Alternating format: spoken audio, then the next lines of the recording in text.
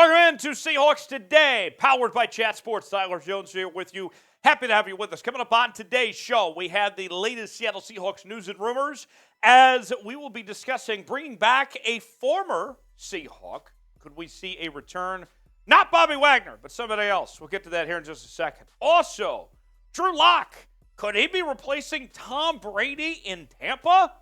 More on that in just a bit. Before we do, folks, we are, I kid you not, just 5 subscribers away from 35,000 on the channel. 5 people. Whatever you do, even if you have to go to your burner account, whatever it may be, I need you to help us get to 35K. Can we do it today?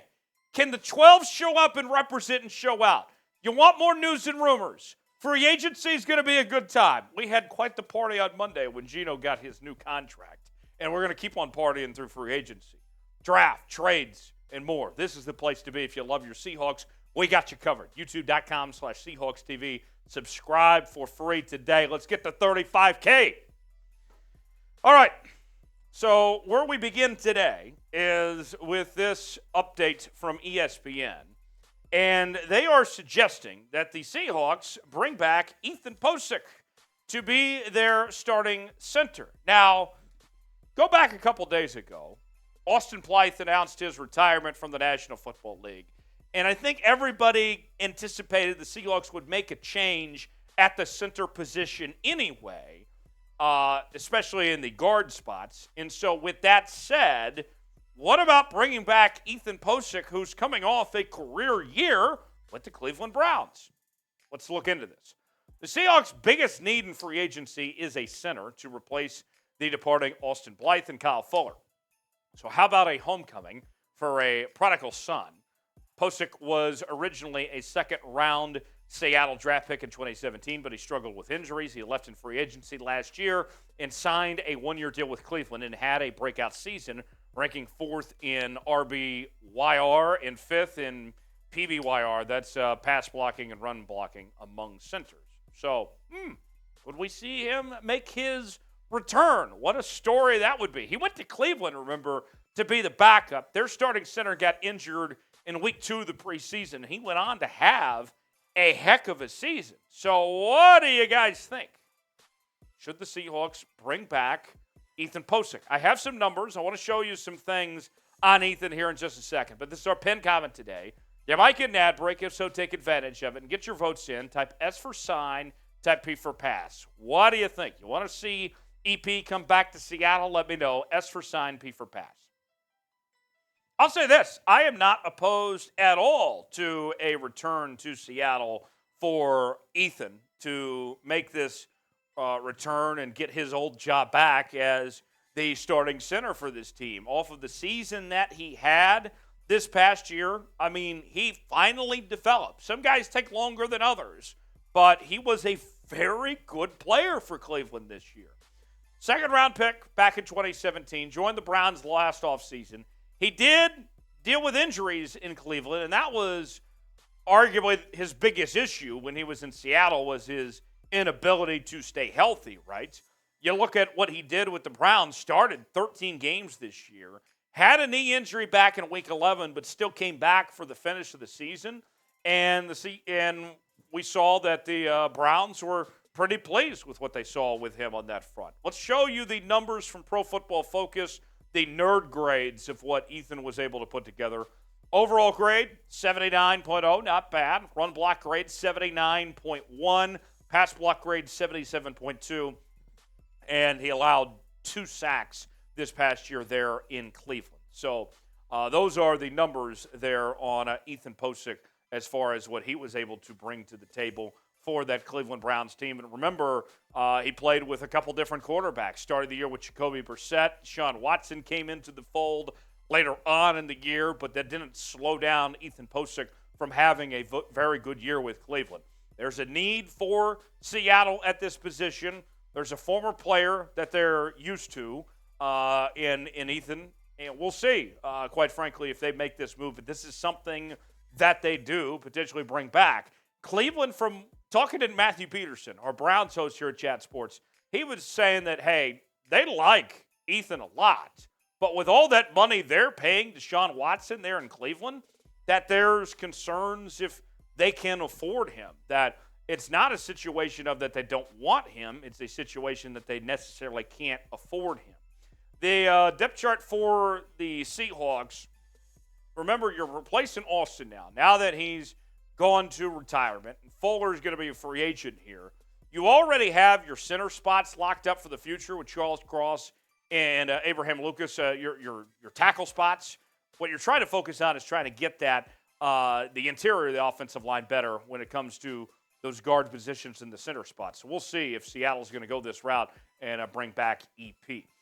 More to come here on Seahawks Today here in just a moment. But before we do, folks, St. Patrick's Day just around the corner. One of my favorite holidays, an underrated holiday. And we got you covered here on the channel as we have St. Patty's Day Seahawks gear that's on sale now for 25% off. And you can see this stuff looks fantastic. Look, I'll say this much too. Because the Seahawks, with the action green that they have, some of this stuff doesn't necessarily age out after St. Patrick's Day. You can wear some of this Seahawks stuff all year long as far as that's concerned. And it's very popular this time of year. Great way to avoid getting pinched is by wearing some Seahawks St. Patrick's Day gear now, up to 25% off. Get yours now. Chatsports.com/SeahawksGreen to get yours today. That's chatsports.com/SeahawksGreen to get yours now. All right, so you can see there's the Seahawks offensive line, what they bring to the table. So I want to know, if you had to be the judge and had to grade the Seahawks offensive line as things stand right now, before any changes to this offseason, what would you grade this offensive line? A, B, C, D, or F?